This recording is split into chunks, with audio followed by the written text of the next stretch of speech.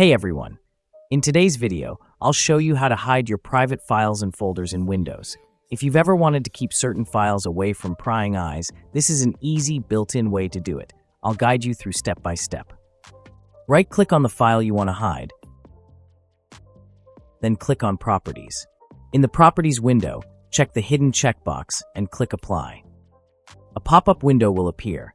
In it, select the first option, Apply changes to this folder only, then click OK. Click OK again to close the window. Next, click the three dots in the upper right corner and select Options. In the Folder Options window, go to the View tab. Then select Don't Show Hidden Files, Folders, or Drives and click OK. If you want to see hidden folders, click the three dots again, choose Options, go to the View tab, and select Show Hidden Files, Folders, and Drives. Then click OK. Now you will be able to see your hidden files. And there you have it. Now, you can access those private files whenever you need them and hide them again just as easily.